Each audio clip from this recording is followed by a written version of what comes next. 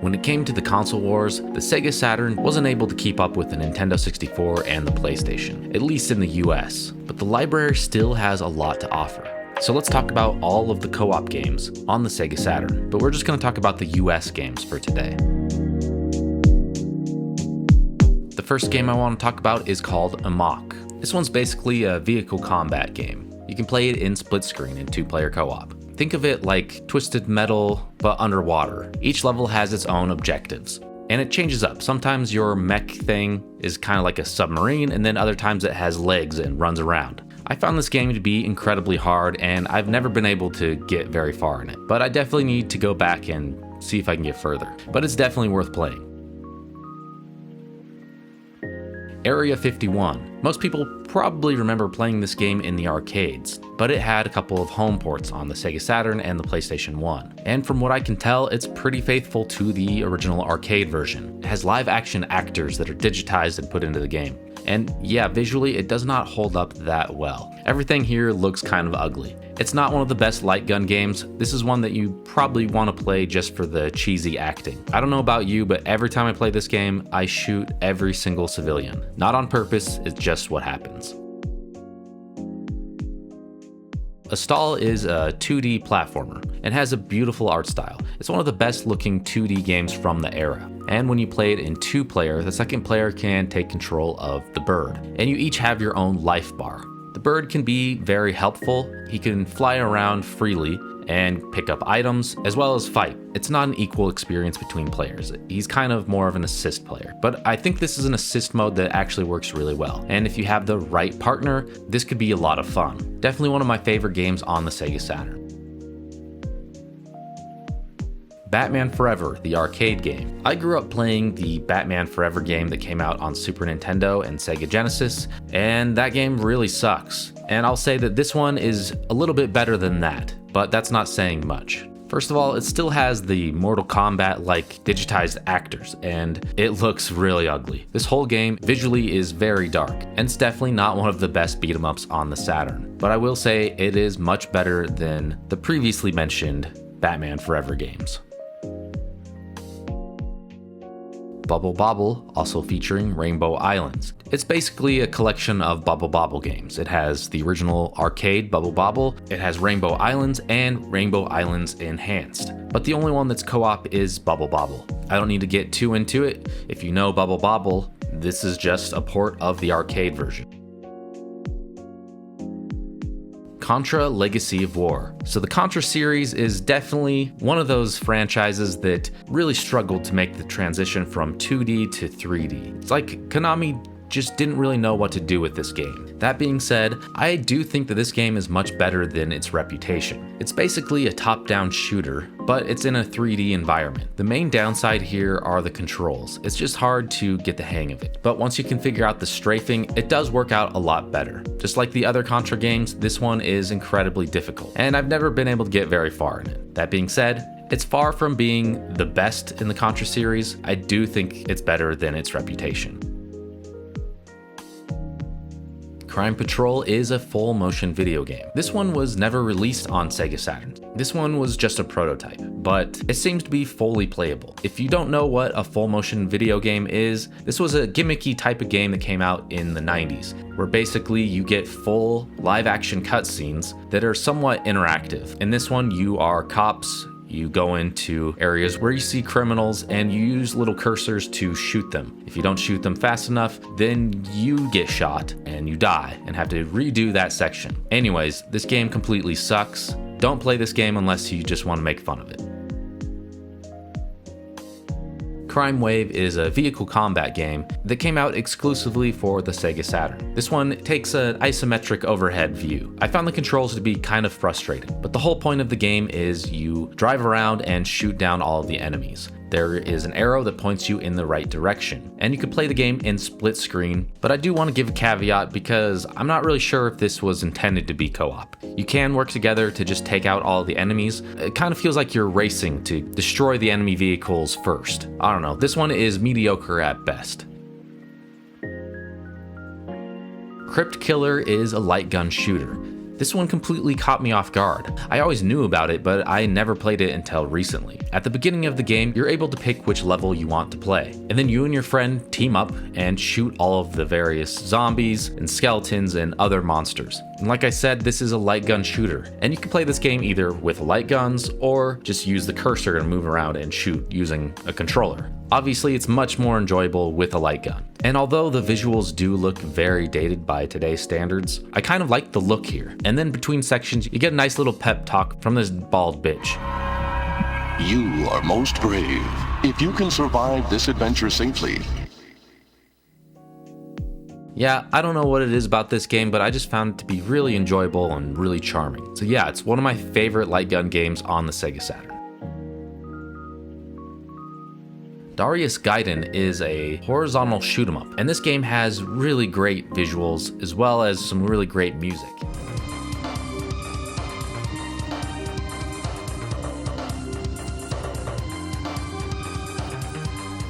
I just love how colorful the environment is, and just seeing all of the various lasers and blasts that you shoot out, something about that is satisfying to me. And then of course we have these huge boss fights. They're all these giant fish and weird looking monsters. They're all big and colorful, and at the end of every level you have the option to choose which path you want to take. So that's a nice touch. This is just a really excellent shoot 'em up. And we have Die Hard Arcade, which is a really good 3D beat 'em up. Like the name implies, this one came out in the arcades, and the Sega Saturn is the only home console that it was ported to at the time. Later, it was released on the PlayStation 2 as kind of like a remake, but back in '97, this is the only way you could play it at home. This game is just a lot of fun. It's totally ridiculous. There's so many weapons you're able to pick up. You have guns, you can fight with a fish, you could get a bazooka and shoot someone that's literally inches away from you. I really like the visuals here. It's just the right amount of ugly with style that makes it kind of endearing. I'm of the opinion that 3D beat 'em ups usually aren't that great, especially the early ones, but this one is the exception. Still to this day, it's one of my favorite 3D beat 'em ups. And we have Galactic Attack, which is a vertical shoot 'em up. Sega Saturn has some of the best shoot 'em ups ever, and this is another one to add to the list. This is one that has some really cool visuals. The backgrounds are always changing, there's just a lot of detail, and this is another one with some big boss fights with some really cool designs. Galactic Attack is really solid. Guardian Heroes. For years, Guardian Heroes was one of the main reasons to have a Sega Saturn, as that was the only place you could play it, until years later it came out on the Xbox Live Arcade. But yeah, it's a really great 2D beat 'em up. The visuals here are excellent, the gameplay is solid with a nice mix between beat 'em up gameplay and some RPG elements. The only downside is there is a lot of slowdown that happens in this game, but still, it's definitely a top tier beat 'em up. Herc's Adventure. So this game also came out on the PlayStation 1. It's an overhead action-adventure game, and it was made by LucasArts. It's very similar to Zombies Ate My Neighbors, and you can play it in 2-player co-op. You're able to play as Herc, Atlanta, or Jason, and you're gonna work together to try to defeat Hades. This is a game that I just need to spend more time with, but every time I play it, I really enjoy it. It's just a really unique experience with really great visuals. I love the pixel art and I love the color choices here. One thing that's really unique about this game is it's just one singular map. There's no load screens between areas. And when you die, you go down into the underworld and you gotta fight your way out and get to the exit to get back up. This is definitely one of my favorites on the Sega Saturn. House of the Dead is an arcade light gun shooter that was exclusive to the Sega Saturn as far as home consoles go, but there was a port that also came out in 1998 on the PC. If you're familiar with House of the Dead, this is where it all started. It's a horror themed light gun shooter that has a lot of camp and cheesy acting, but that is part of its charm, and it just makes for a really fun, lighthearted experience. This is another one you can use controllers if you want, and you can just move around the cursors, but of course it's going to be a much better experience if you have light guns. This is definitely one of the best light gun games on the Sega Saturn, and these cutscenes and the acting are part of what makes this experience so great. Curian! I must compliment you. I didn't think you could make it this far. However, this is it. Let's see how good you really are. In the Hunt is a horizontal shoot 'em up. This one is underwater in submarines. I don't know why, but this game really reminds me of Metal Slug, but as a shoot 'em up. It has some really great 2D visuals. One thing that I really like about this game is between levels, it changes things up. Some of the levels are intended to be fully underwater, and then some of the other levels, most of the combat will take place above the water. This is another solid shoot 'em up on the Sega Saturn. Iron Man X-O Manowar. This is basically a run and gun shooter platformer where you play as Iron Man and Manowar. I don't really know this other character. I don't know. This one is decent at best. You have a number of moves that you can pull off, and you're able to fly for a short amount of time, so I found that to be cool. But you're gonna do a lot of backtracking here. I wish that it was more of just a straightforward linear experience, because it gets frustrating when you're just running back and forth looking for a specific item or whatever. This one's worth playing once maybe. It's definitely not one of the best. Legend of Oasis is a Zelda-like game, and it is intended to be a single-player experience, but with a cheat code, you're actually able to make it two-player. The second player plays as a clone character, but I still found this to be a really satisfying experience. I love Zelda games, and there's just not enough of them that had co-op. So between this and a couple of other games, these were the closest thing we had to a co-op Zelda game back in the day. And I should mention, this is a prequel to Beyond Oasis, which is another Zelda-like that came out on the Sega Genesis. Loaded is a top-down run-and-gun shooter. This is a game that I have a lot of memories with. This game came out when I was pretty young, and I played it on the PlayStation 1 with my cousin. I remember this game just kind of blowing my mind. Up until that point, it was the most blood I had ever seen in a game. It just felt really dark and really edgy. Now playing it today, it's not quite as cool as I had remembered, but I still do have a lot of nostalgia associated with this game. That being said, it gets very repetitive. You're gonna spend a lot of time just wandering around trying to figure out where to go next. And a lot of that time is not gonna be that enjoyable. The combat here is decent, but this is another game that just would have been better if it was completely linear. The exploration and then the wandering around just really takes up way too much time and makes it not very fun. Lost Vikings 2, Norse by Northwest. I honestly hate saying that title. It feels like you have a speech impediment. It sounds so stupid. But anyways, yeah, this is a sequel to The Lost Vikings. This one has pre-rendered 3D graphics, which I don't think are nearly as good as the pixel art from the original game. But the gameplay is pretty much the same. You have your 3 Vikings, each have their own unique abilities, and you have to work together to get through the environment. It's basically a puzzle platformer. This one is only 2 players, so you're gonna have to take turns switching between the Vikings to get through the levels. Anyways, this one is good. I just think that the original one was better. Maximum Force is another light gun shooter. This one is very similar to Area 51, and about the same level of quality, I would say. The visuals are pretty similar. It has the digitized actors. Yeah, I just don't have that much to say about it. It's okay at best. Midway presents Arcade's Greatest Hits. This is just a collection of classic arcade games. The only one that has co-op in this is Joust. I just wanted to quickly mention it. You should all know Joust by now. I don't really want to get into it.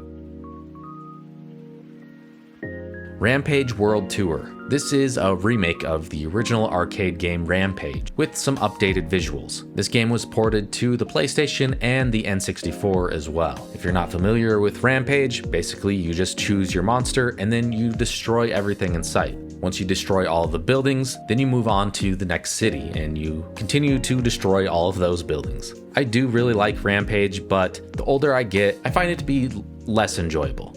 It's just pretty repetitive. Revolution X. This might be one of the best examples of a game that's just so bad it's good.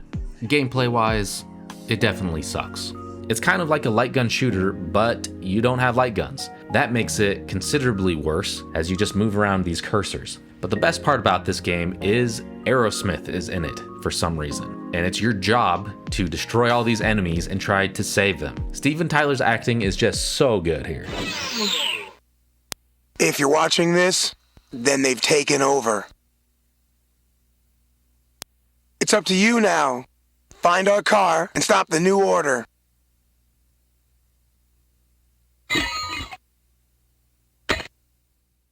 And that's honestly the best part. Just play this game to see Aerosmith suck at acting. It's funny. Saturn Bomberman. This game is mostly known as a competitive game, and you could play this game with up to 10 players in battle mode. You need 2 multi-taps, as well as 10 controllers, obviously. I was actually able to try this out while I was at the Portland Retro Gaming Expo, and it's a pretty fun time. But it also has a story mode that you can play through in co-op. All the gameplay is basically the same. You're just gonna destroy all of the enemies and then move on to the next level. And then there's boss fights. I really like the visuals here. I think this is just peak Bomberman when it comes to the gameplay and when it comes to the visuals here. Scud the Disposable Assassin.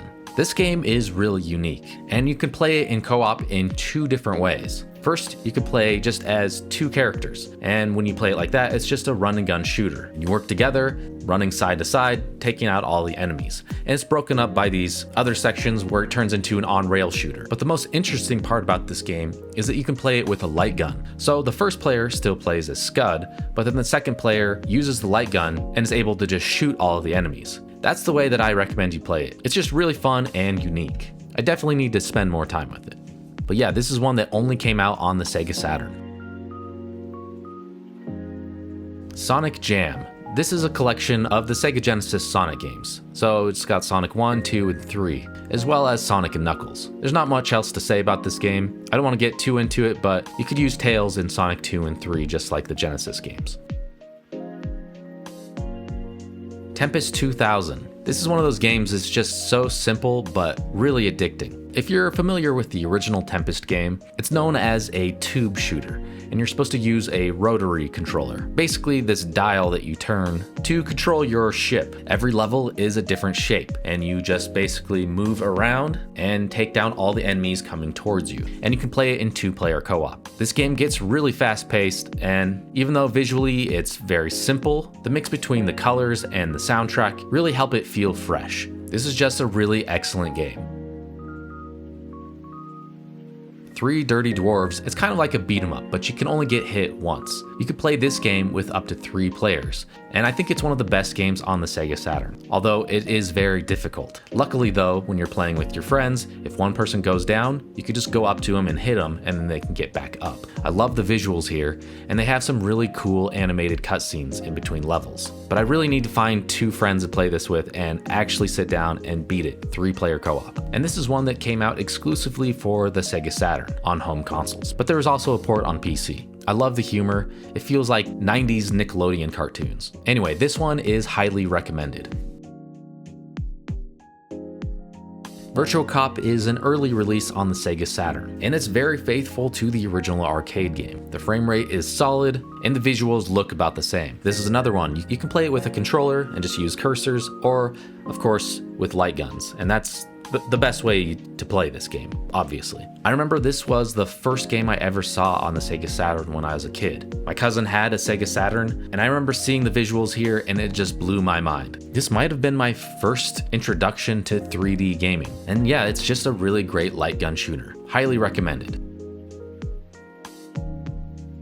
And we have Virtua Cop 2. This is another really great port of the arcade version, and it's kind of just more of the same, but just better. You can interact with the environment more. There's just more going on the screen with the enemies and the firepower. And then they have these really fun chase scenes. If you like the original one, you'll like this one even better. So there you go. Those are all of the co-op games on the Sega Saturn. Well, the US games. Are there any games that we missed? We'll cover some of the Japanese games in a future video. If you enjoyed this video, check out our video where we talked about all of the co-op Nintendo 64 games. And thanks for watching.